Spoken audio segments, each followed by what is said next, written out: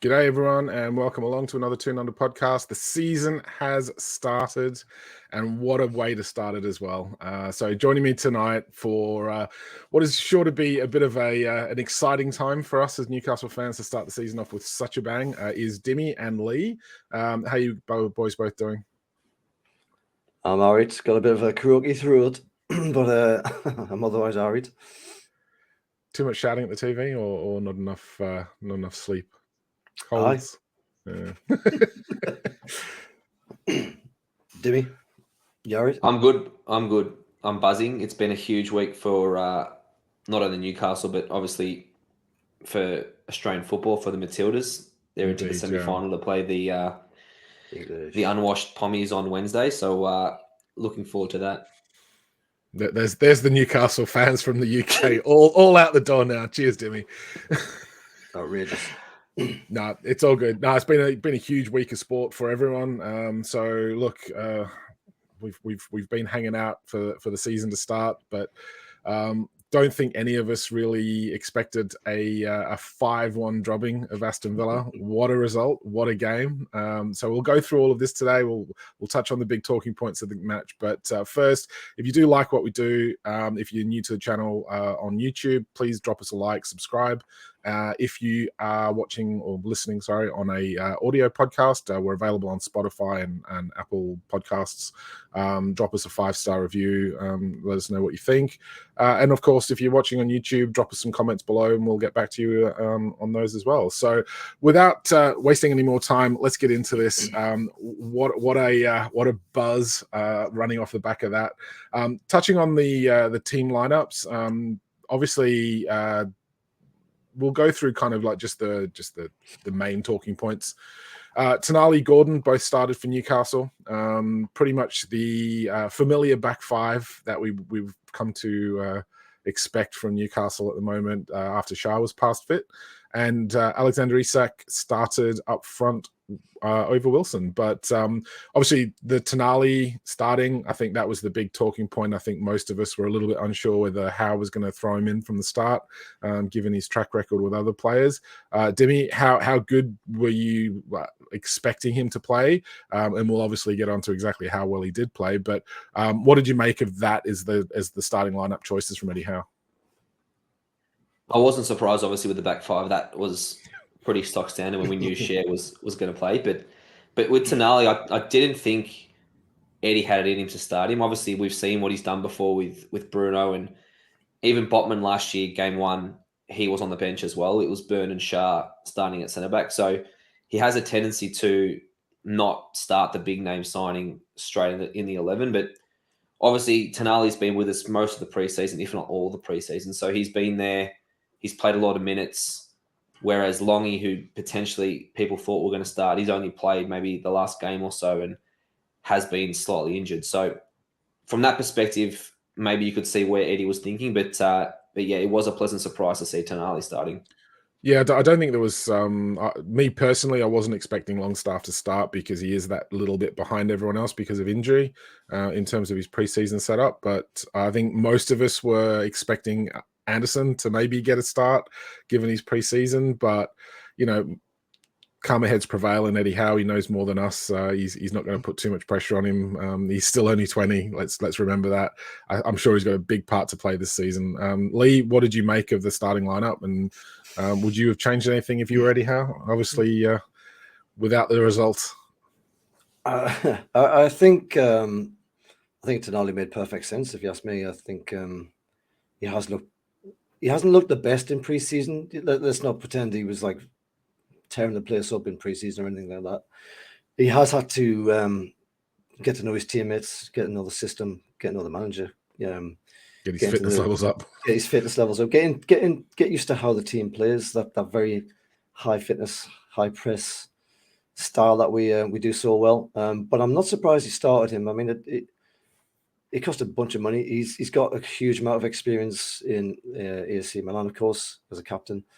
Champions League experience as well. So it didn't surprise me at all to see him there. I'm actually really happy he did start. In fact, I think that's a massive confidence boost to Tonali if he needed it, if he even needed it. I'm not sure he even did, but I think that was just a great move from Eddie to get him into the game right at the start.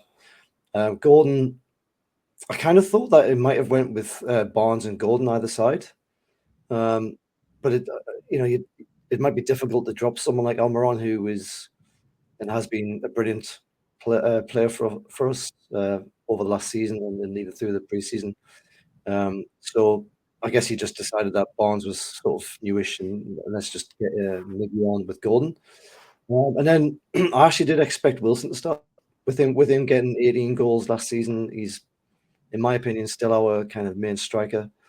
He is getting old, obviously, but Eddie went with Isaac, and let's be honest, it worked out all right, didn't it? Yeah, not to be stiffed at. Aston Villa, pretty familiar side from what they played last season.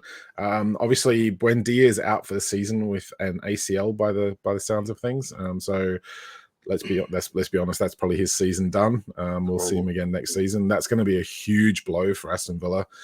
He's kind of like almost their Bruno, where everything kind of runs through him and he dictates that team a little bit. So yeah, I'm sure they're all disappointed that he's out. Diaby started, so a new boy that we were heavily linked with.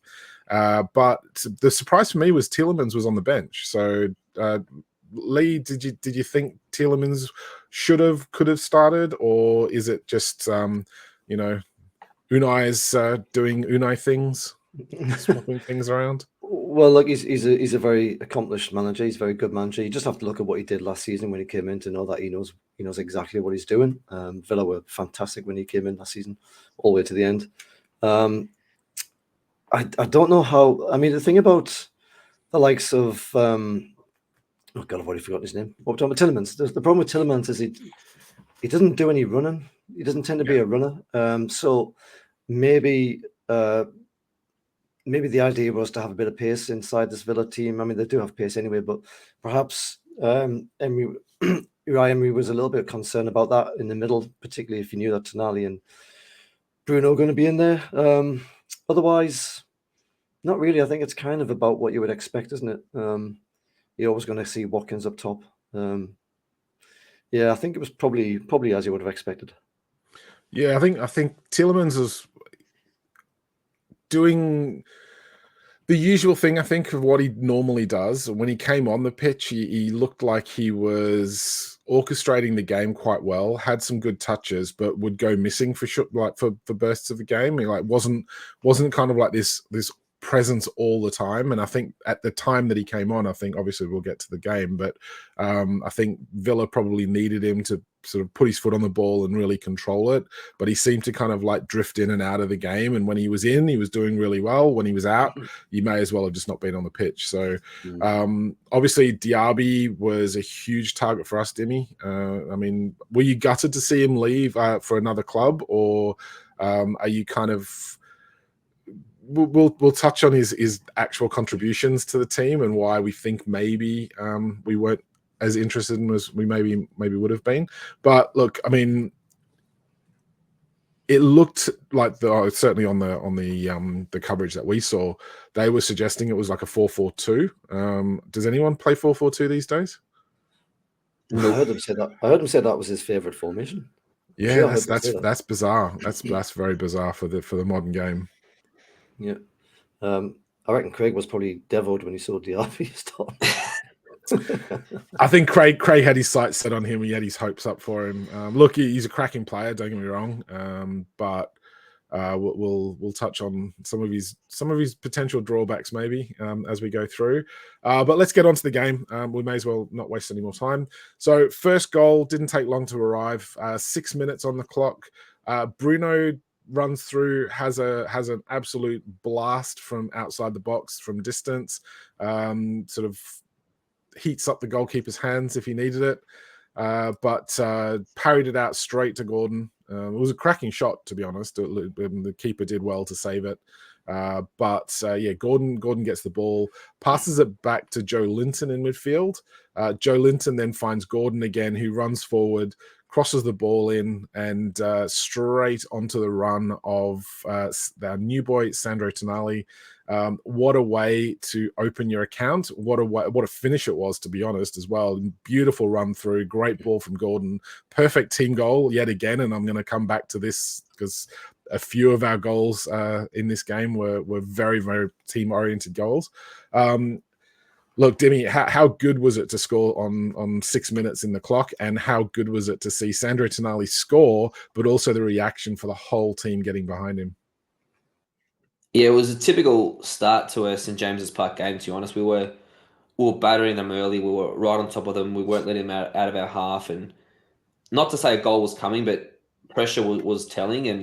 And like you said, the move was beautiful. It was a lovely 1-2 with Gordon and Joe Linton. And the cross was just begging for someone to run onto it. And thank goodness Tonali, he made that late run. He timed it perfectly. And it looked a bit awkward, the finish, but he knew exactly what he was doing. And for us to get that early start to convert the dominance and the sort of uplifting nature of the game, it was a great start for us. And for Tonali to score his first goal so early in his Newcastle career is a great confidence boost for him, on top of the fact that Eddie said, you're going to be starting our first game. But to get a goal in the first 6 minutes, it's fantastic for him, and to just boost his confidence that he can make a huge impact on the Premier League straight away. Yeah, Lee, I mean, you couldn't wish to boost the confidence of a new signing who apparently doesn't want to be here, but he seemed to celebrate that goal pretty well. Sure, I saw a smile break out on his face just ever so slightly. Ever so slightly, so the side of his mouth just go up a little bit. That was fantastic. Lovely 1-2 down the wing with Gordon, who was full of running straight from the off. And he looked a bit like a person who's been trained with the team a little bit longer than some of the other guys. So it looks like there was start of an understanding going on down that side. And he was like that through much of the first half anyway. Gordon, he was electric. He was fantastic. He's going to be honestly, he's going to be a brilliant signing for us. He really is. And he's obviously coming off the back of a great summer. But the cross was one of those ones where you just wanted to go into the area. There was a lot of bodies around it. You just wanted to go in the area. He manages to clip it high enough just to evade the defender. I think the defender tried to get up there, didn't he? And header it, and he just kind of gets, just above his head, and then drops. And then Tonali has the presence of mind. You can actually watch him. He's slowly coming to the box as the move progresses down the side. And then as the ball comes in, he sort of looks forward and realizes an opportunity, there's a gap. And he just makes that move forward to get into the space where the ball drops. So that was wonderful anticipation, of course. But I really like the way he's sort of jumping feet forward or something. I'm trying to forget exactly. I'm sort of forgetting exactly how he did it, but he sort of hooks the ball in the opposite direction to the way it came, which kind of deceives Martinez in goal and gives him absolutely no chance. But you'd imagine that kind of thing can go like a million times wrong, and you just have to get it exactly right once to ensure the goal. So it was fantastic. It was brilliant for Tonali to get that in front of his home fans on his first game. And and speak about Gordon, but Tonali was unbelievable this whole game. He was brilliant. And we'll sum up the rest of them, but yeah, there was some big performances. There was, but you wouldn't be surprised if that early goal and the confidence from Eddie to start him in the first place was what set up the stage for him to go and have a game like that in the first place. Brilliant. I think the crowd was up for it. Everyone was buzzing off the Amazon documentary on Friday night release. Couldn't have timed that better.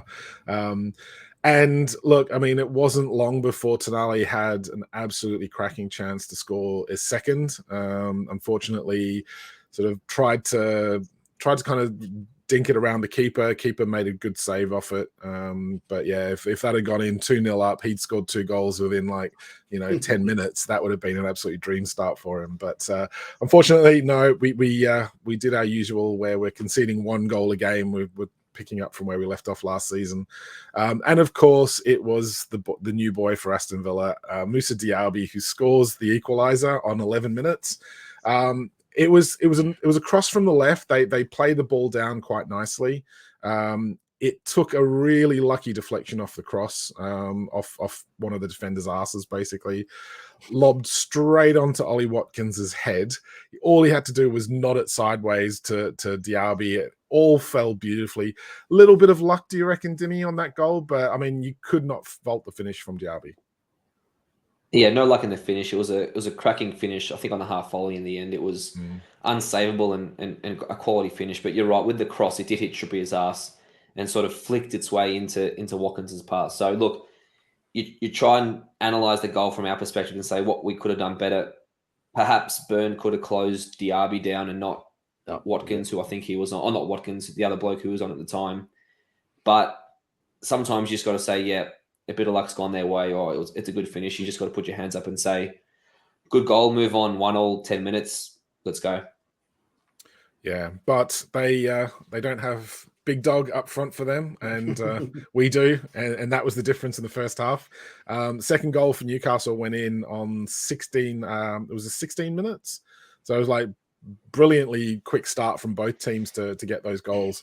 Alexander Isak, look, free kick from Trippier. Bruno went off free kick in the middle of the pitch. Trippier's kind of standing over it.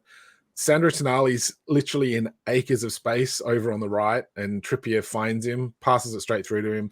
Beautiful ball from Tonali into the box, finds Botman, who's run onto the ball, crosses it back over. Isak runs straight onto it, powers it into the net, and then we spend an age looking at the offside.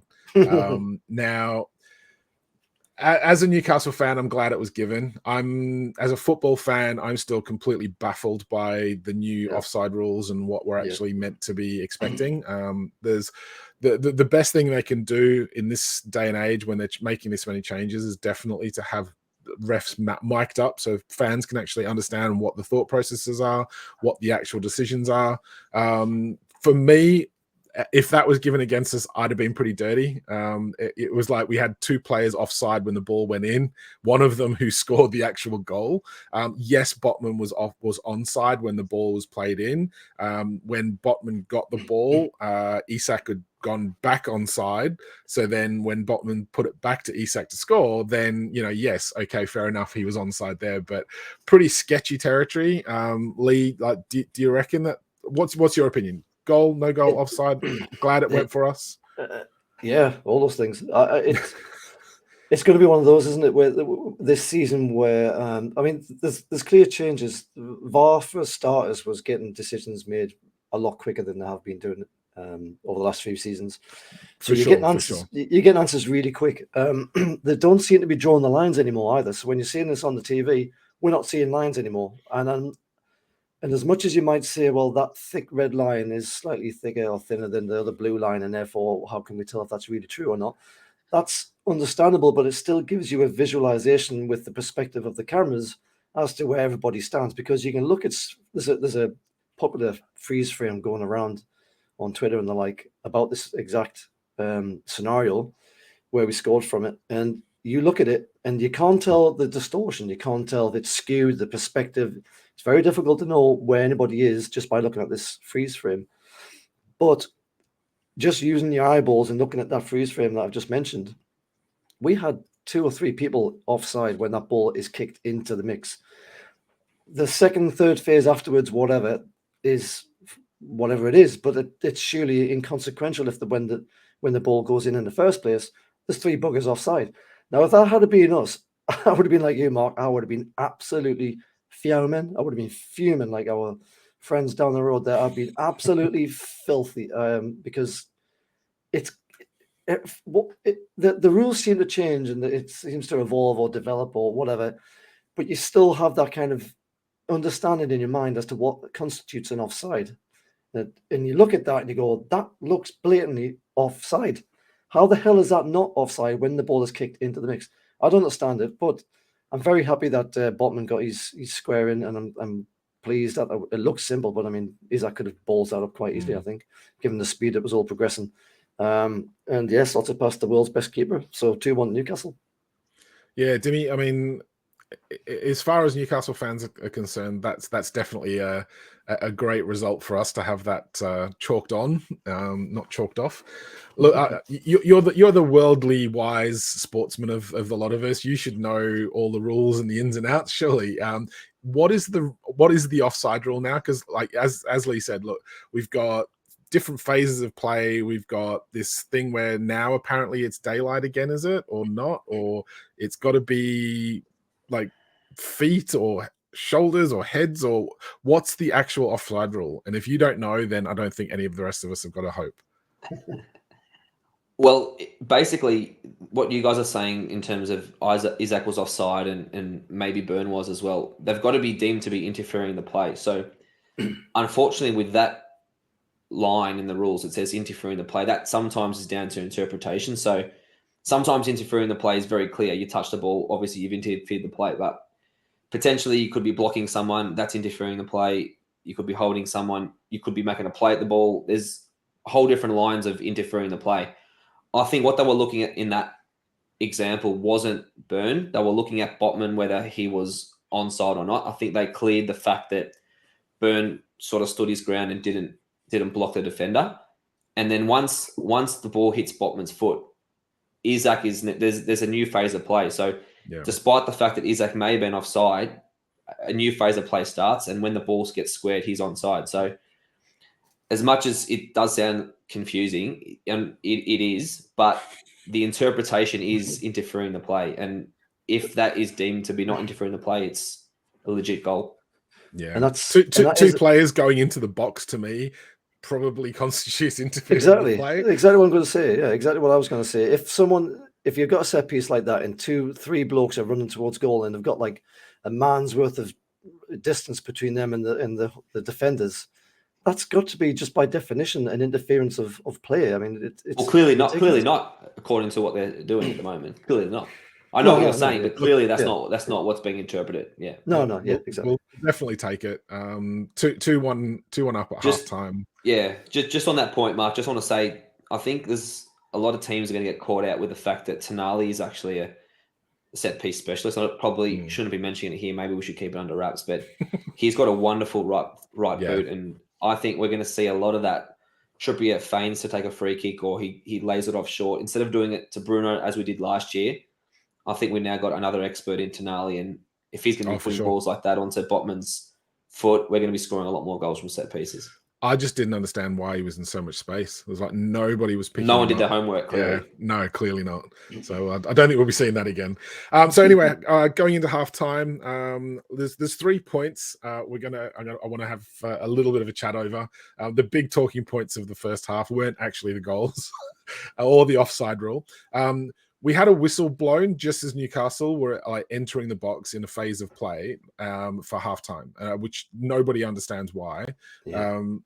The phase of play had started. The ref then just literally blows up, and every other time they always let it play out, and then they'll call it. They'll blow the whistle up just as the phase comes to an end, or the ball's sort of kicked out or whatever.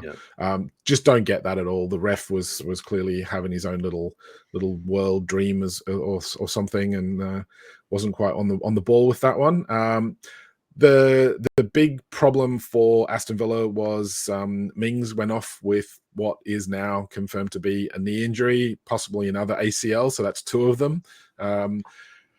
If there's a third goes down, I think you've got to be questioning training methods, because if there's 2 players gone down with ACLs, it's like it's ringing alarm bells for me, and I'd be concerned if I was an Aston Villa fan, and what are they actually doing on the pitch, on the training pitch?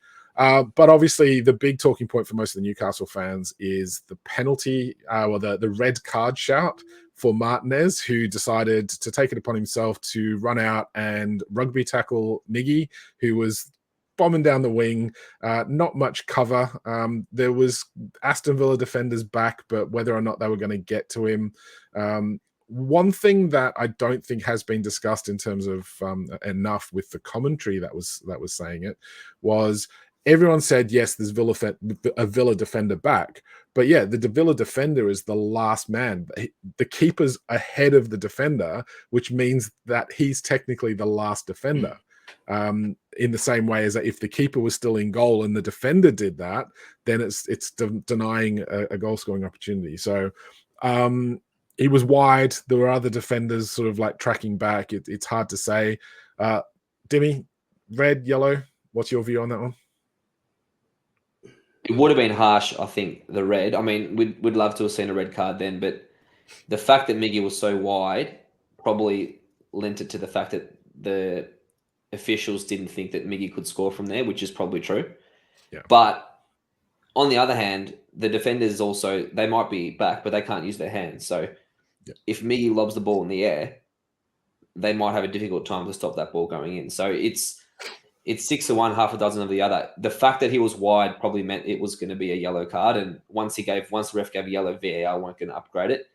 If he was a couple of yards inside of the touchline, sort of towards the 18-yard box, it would have been 100% red card. But the fact he was close to the touchline, that the official thought, he's not going to score from there. So, it probably was the right decision, but could have gone our way as well. Yeah, definitely one of those borderline calls. I think you'd be unhappy if it was given against you, but you'd be over the moon if it was given for you.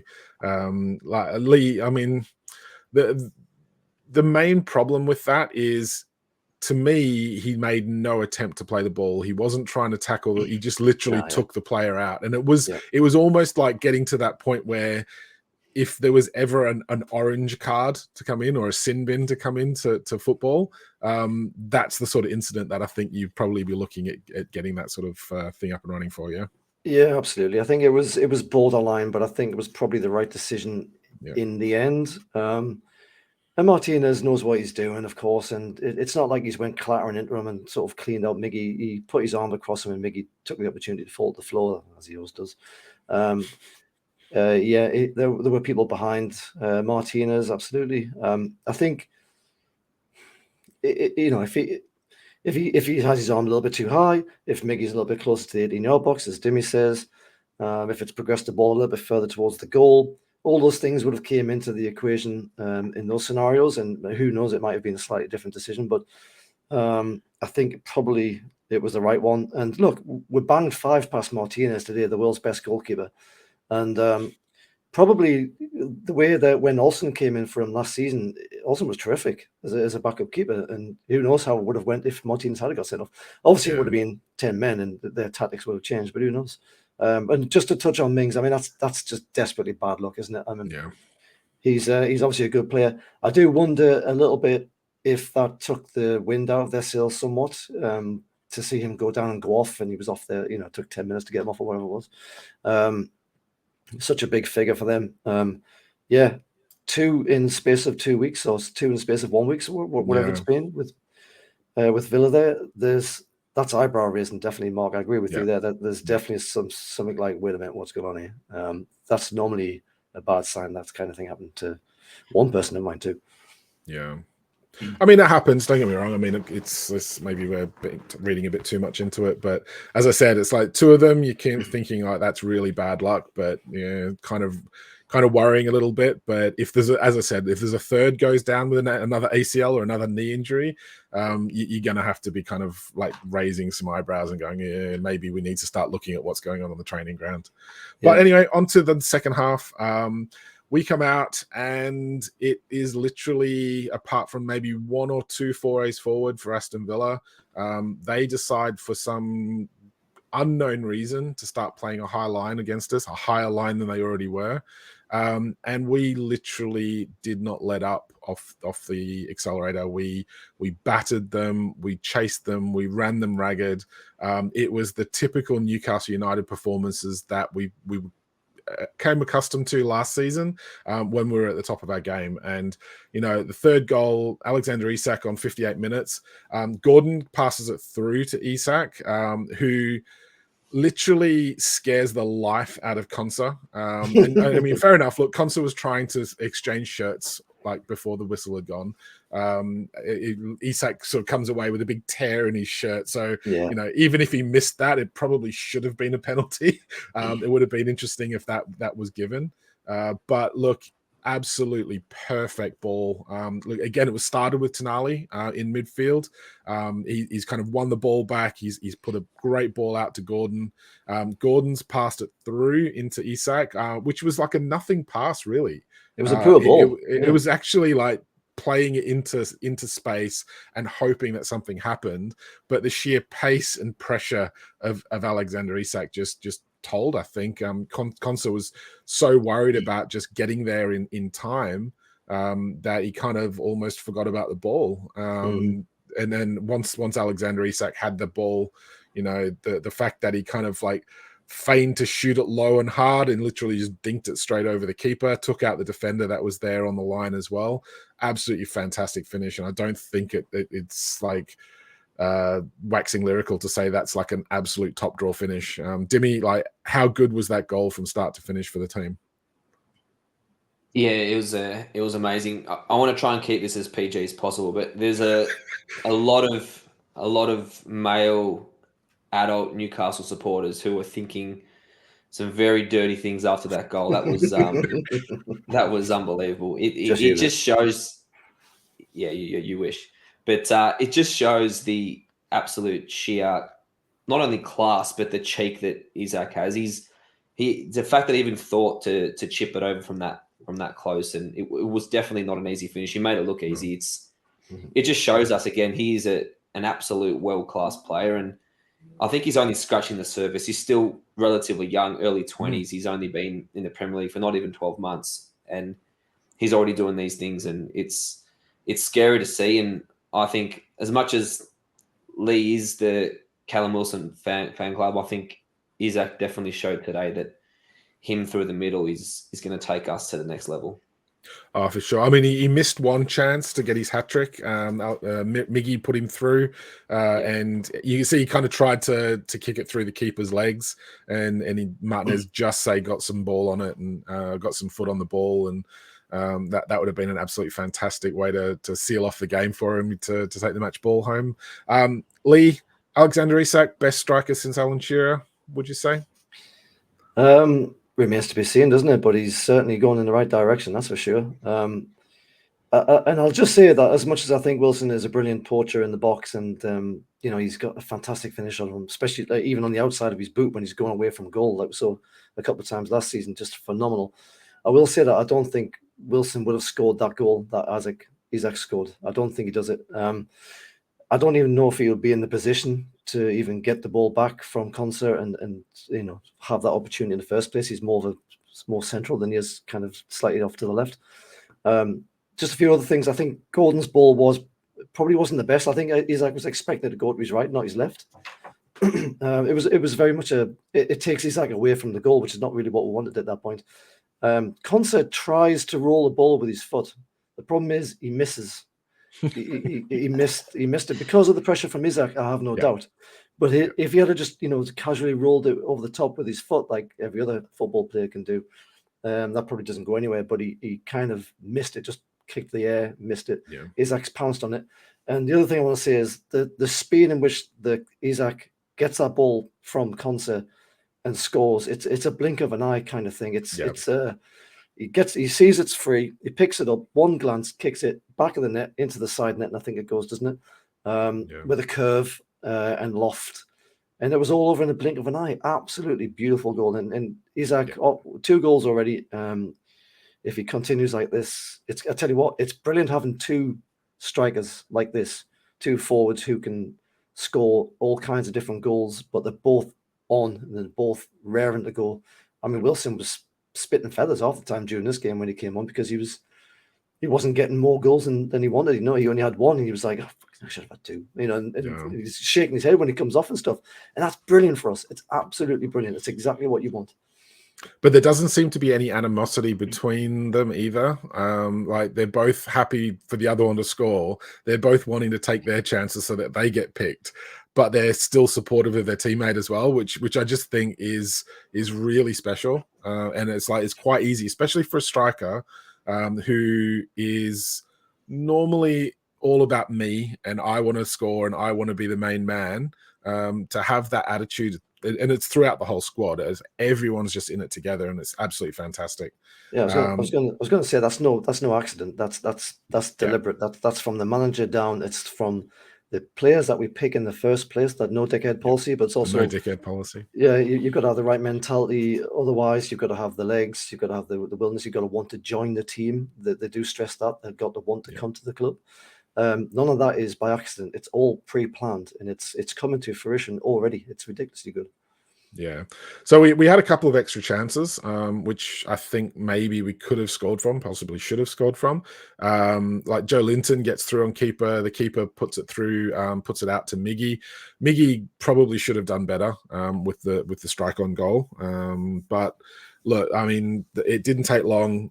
Wilson came on for Isak, and Barnes came on for Gordon.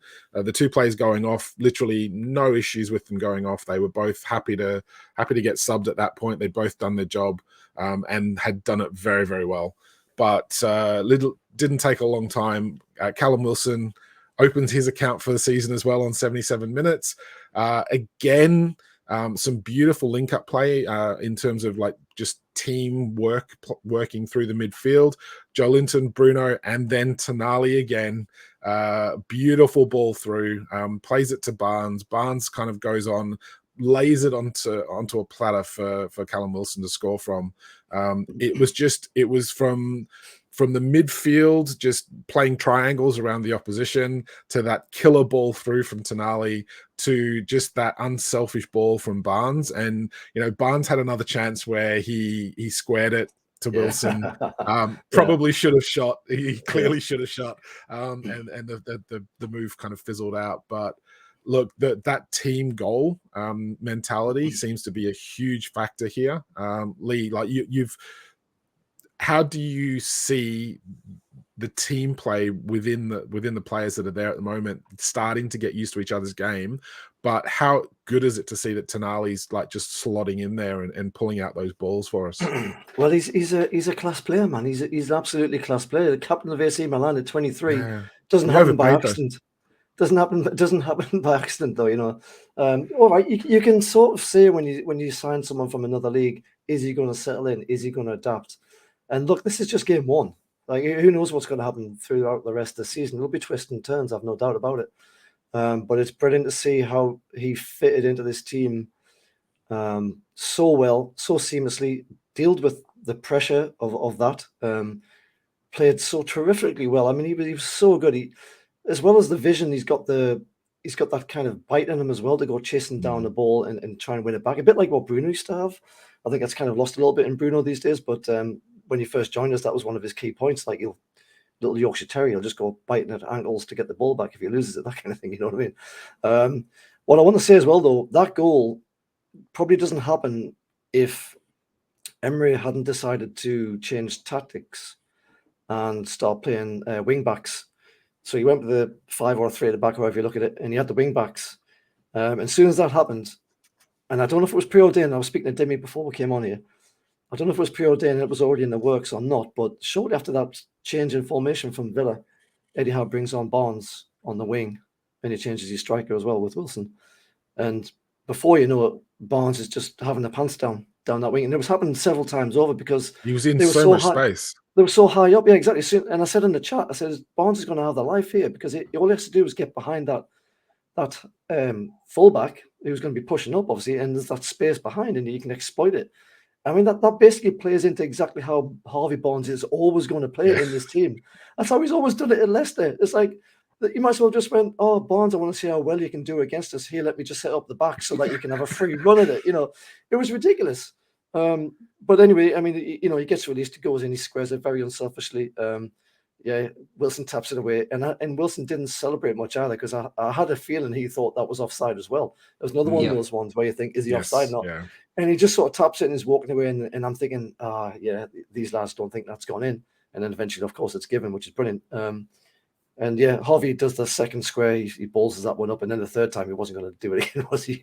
No. But no, it was brilliant, and it's lovely to see the team gelling already so early on. But there's a long, long way to go. We can't get too excited about this. Just at this not point. Getting too excited, but not too carried for a better statement. Yeah, but look, the 5th goal, Barnes did get his goal at the end anyway, 91st minute, I think it was. So it's into stoppage time. Again, Tonali's playing a great ball through, wins the ball back just outside of the Villa box, plays it through to Murphy. Murphy dinks it past, like just ghosts the defender from Villa, and beautiful ball through. And as you said, Barnes, acres of space, just runs onto it straight through on goal. And there's only going to be one result. Now, fair play, the keeper got a foot to it, but clearly nowhere near enough to stop that shot. I loved the fact that Barnes is trademark, sort of like shooting the arrow into the crowd celebration, and the fans were all doing it back to him. It's like the sort of content you can just watch over and over again. He just looks like so chuffed with himself that he's opened his account as well. But Dimi, like, great way to finish it off for him. I mean, he had a few chances, looked really dangerous. Cracking player we've got. Scored more goals, scored as many goals as ASM did the entire last season. Yeah, well, absolutely. Like Lee said, they were wide open, Villa. When they went to the fullback system, it was party time for us because we were breaking whatever press they were trying to do, and literally all we had to do was dink the ball into that space behind the fullback. And Barnes, because he was fresh, just had way too much pace for them. And he was unselfish on 2 occasions. He squared it to Wilson. One was a goal. One Wilson should have scored. And then the third time, he wasn't going to square it. He scored himself. And he does look like that sort of player that when he's in that position, he's either going to score or he's going to set up a goal or a goal-scoring chance. He just looks so confident in the 18-yard box or around that 18-yard box. And you never had a doubt he was going to miss that chance. And the luxury we've got at the moment to have those 2 quality players coming on in the last half an hour of games when defenders are tired, when teams probably can't go with their intensity. And I think that was a massive point for us in the second half. Villa just could not go with our intensity and our pressure, and it's going to be a hallmark, I think, again of this team and any team under Eddie Howe. We're just going to try and grind and blow the team away with our intensity in the second half of games. And when you got quality players coming off the bench like Barnes and Wilson, there's going to be massive danger for any team, let alone Villa, who are experimenting with a 3-5-2 or whatever they're doing. Yeah. I mean, if you're Matty Cash and you've just spent 60 odd minutes trying to deal with Anthony Gordon and his pace, and then he goes off and you've then got sort of Harvey Barnes coming on, it's like you'd literally just be like waving the white flag straight away.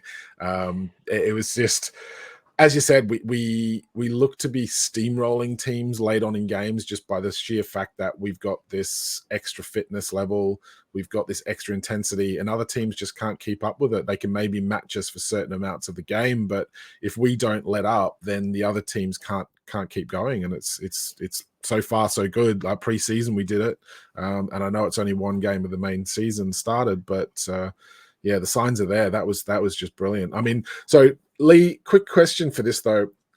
Obviously, huge result, huge performance from Newcastle. Were Newcastle that good, or were Villa really bad, or was it literally just a case of, look, it was pretty even, Villa opened up and we took advantage of it once they were going behind? I think that's precisely what it was, and I think they were knocked by that Mings injury, because it's bound to knock you a little bit when you see someone go down like, and you think, Christ, another one. You know, 2 of their best players have just went probably for the rest of the season in this game 1. That's got to play on your mind a little bit. It was a close game. The Villa definitely had their opportunities in the first half that they didn't take, thankfully. Some of their players were a little bit off the pace. Cash, I thought, was pretty poor. Watkins, very quiet for the majority. He does tend to kind of disappear, doesn't he? Diaby scored his goal, but did he do much else? I'm trying to think of what else he might have done. I can't really, off the top of my head, pick something up. That's what I wanted to double check with you two. While the attacking aspect of Diaby is clearly there for everyone to see, he's pacey, he's got good skills, he's always going to be a threat, and I think he'll actually have a very, very good season for Aston Villa. I think they've got a really good attack-minded player on their hands, but would he have had the defensive discipline and tracking back that we would need? Would he have closed players down that we would have needed for him to be a Newcastle player? No. I don't think so. And that's precisely why he isn't a Newcastle player. Look, he's been on the market for all bloody summer. Everyone knew he was available. Craig obviously was wetting himself hoping that we'd get him. But even Craig acknowledged that his defensive part of his game is non-existent. And we all know that, and Eddie Howe demands a full maximum effort from all of his players, front, back, and everything. Nobody gets a free ride in this team. And And I don't know about his personality necessarily, but we had the opportunities. We could have taken him whenever we wanted to, and we didn't. So I think we need to look at that. I will say also that I think Leon Bailey wasn't very good. I was reading the forums. I can't help it. I just have to go on the forums and read the match commentary from the other team when we win. And almost to a person, they were just spitting feathers when they saw Bailey start. They don't like him whatsoever. So he was poor. McGinn didn't do a lot. Martinez got beaten 5 times. I don't think I don't know. It might be. It's sometimes hard to blame a keeper when they're kind of in that position where every mistake usually leads to a goal or something. But could he have done any better in those goals? I'm not entirely sure. I think he got sold out by the formation really when it changed and they didn't have enough back. But he actually did well. He's pulled off some really good saves. Otherwise, it could have been more. Yeah, maybe I'm being a little bit kind of overly dramatic on that point. But I think coming back to the question, it was largely evens, I think. And then they did the formation change. They lost Mings. Then they made the formation change. Eddie Howe did the chess move, and we just blew him apart. And the best thing about this team is that I think we're best in the league at being that kind of team that smells blood and that just never, ever let go. Like a dog with a bone, we will not relent when we feel like the game's there to be really, really taken away from the opposition. And if 3-1, 2-0 is the same kind of scoreline, it's very dangerous to get a goal and then suddenly the tails are up. But we went for the 4th, we went for the 5th. We probably should have had 8. We were just constantly at them over and over again. Game 1 of the season, we looked like we've just came from last season without a break in the middle.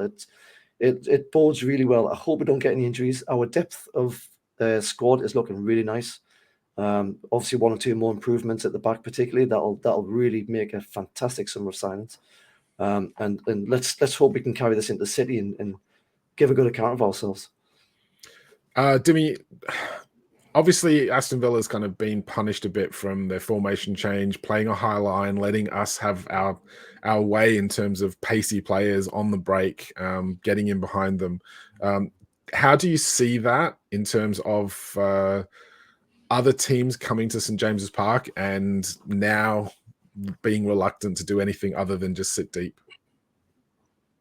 Yeah, well, some teams can sit deep and some teams can't. I think not every team is going to be parking the bus like we saw last season. I mean, the games we did struggle, teams park the bus. So it'd be interesting to see once we do face a team like that, how we go about getting behind and making chances. But yeah, I think it was a perfect storm, like Lee said, in terms of them chasing the game. But a team that presses, not presses, but plays a high line like that, it's just suicide against us with our pace in behind. And we saw Tottenham just get ripped apart, 5 goals in 20 minutes last year. And Villa really could have copped 8 or 9 goals today. And then everyone would have been thinking, Jesus Christ, what's going on here? But if you are going to play a high line like that, you have to have a midfield who are harassing and dogging and pressing. And that's just not Tielemans' game, and it's not probably a couple of the other ones' game. So, yeah, perfect storm of opponent for us. But, take nothing away from the boys. Do you know what the XG was for this one? I do not. What was it? No. Oh, I don't know. I just assumed that you and Jack are our resident XG wankers, so I figured you would probably know. It had to have been 4 or 5 at least. Yeah, it was 4. It was 4, and I think they had 1.5. Yeah, it was 4 to 1.5. Yeah. It's a load of bollocks. So basically, we've had the last 4 games against Villa, including preseason. We definitely like the goals between us. That's 19 goals in 4 games between the 2 sides. So pretty exciting stuff. They're obviously putting themselves on the map for the entertainment value, if nothing else. But given the amount of, I verge on saying disrespect from the global media, in terms of Aston Villa was going to overtake us. They were going to finish in Champions League spots. They were doing really well, and Newcastle were going to fall back. And then you got Carragher and his mates all sort of saying, "Oh, Newcastle are not even going to finish in Europe. They're going to finish 8th or something." The fact that we came out from the first whistle, obviously home game, first game of the season, but it just felt like the team had a point to prove. And it felt like they were really kind of just buzzing to get out there and pick up where they left off last season and show, well, look, hang on, we're not going away, we're not going anywhere. If anything, we're just going to get better and better as we start to pad out this squad. And as you said, we've got quality on the bench now that we can bring on. for say so-called lesser teams, we can rest some big players and have them on the bench where we're still having the likes of Anderson and Longstaff and Murphy, who are all doing really well for us. So yeah, the signs are really good for us. But look, Eddie being Eddie, we've just hammered someone 5-1 and played brilliantly well. He's straight on the interviews saying, right, no, that's great, but we've got Man City. It's the toughest game in the league. And he's right. And it's like, well, this game actually means nothing unless we go and give a good account of ourselves at City. I'm not expecting us to win that game. And obviously we'll do a preview pod during the week, I'm assuming. I'm not sure who's on that. But Dimi, like, do you see this game being dangerous in terms of like, well, we just hammered Aston Villa, who were supposed to be our main rivals. Yeah, clearly we should be going to Man City and getting a result. Do you think fans will get carried away with it? Or do you think this is just like, well, you know, this is what we can do. We're not going to be scared of anyone. Should we go at Man City and see what we can get? Fans might get carried away. That's probably fair enough. We just won 5-1 on the opening day, but there's no way Eddie Howe and the team will get carried away. That's just not how we're built, and that's just not how he's built. So I'm not concerned at all about him getting carried away about how we've performed. And it's probably, in a perverse way, it's probably good that we're playing Man City away next after this game, because, I mean, if we're playing, let's say, a lesser light away from home, potentially there could be a bit of a letdown. But you're playing the champions at their stadium, game 2. There's any thought of letdown, I think, will be whacked out of him pretty quickly. So yeah, because it's Eddie, not concerned. Huge opportunity for the club to make another statement, Lee. Even if we lose the game, but if we can go toe to toe with Man City and give a good account of ourselves, how does that set us up for the rest of the season? Yeah, it doesn't have help, does it? I mean, as I've said in the previous pods, I've always thought it's good to get these kind of teams early, before they have a chance to get up and running, and to have the, you know, all the triangles and squares and rules of passing all sorted and absolutely greased and slick. And yeah, all right, it's City. So to a certain extent, they're already kind of there anyway, because that's because of City. They scored 3 against Burnley, of course. They're at home. I think, yeah, for all we know, it could be another 3-3. I mean, I know that was at St. James's, but if both teams feel in the mood to have a go at each other, then it could be a game of that nature, and that'll do us a world of good. Nobody expects us to go and win. That can often work in our advantage as well. Just as you were saying there about Villa being expected to overtake us or whatever. So I think it's hard to know what is going to happen in the next game, but you can count on Eddie Howe taking it just as seriously as every other game, just as if it's a Luton Town or anybody else, with no disrespect meant, but it's going to be the same process. It's going to be the same preparation. He's going to be drilling the same messages into the players. The players have just shown that they can blast away a team whenever they want to, and I don't think there's any reason why we need to go to City and sit back and try and defend and hope to hit them on the break. I want us to go there with a positive mindset and see what happens. Man City aren't bloody superheroes. They're not invincibles. You can force them into mistakes. The problem is a lot of teams don't try to do it. They let them sit back and they let Man City try and play around them and hope that it's like deep block will help somehow or keep the score low. But I've seen before, if you chase down their players, they will make mistakes like everybody else. And hopefully we can do that, and hopefully we can pounce. Who knows? And of course, we're in for a nice showdown between the Scandinavian strikers and seeing who's going to come out on top in that one. With Isak and Haaland going head to head, that's going to be quite tasty. So yeah, two goals each for the season so far. Could be interesting. So right then, let's wrap things up there. That's been fun. Obviously, it's always nice to have a bit of a chat about the wins, let alone when it's an absolute drubbing like this one. Absolutely fantastic. We'll be back sometime during the week. Potentially, I can't even remember when the next podcast's on. I believe it's Thursday. But yeah, thanks for everyone for watching. Cheers, boys, for doing that. I've had a good night. Reminiscing about some of those fantastic goals at 3 a.m. this morning. And I am going to go and have some kip. So I will catch you guys later. Good night, everyone. Cheers, Mark. Cheers, everyone. How are the Toon? Good night.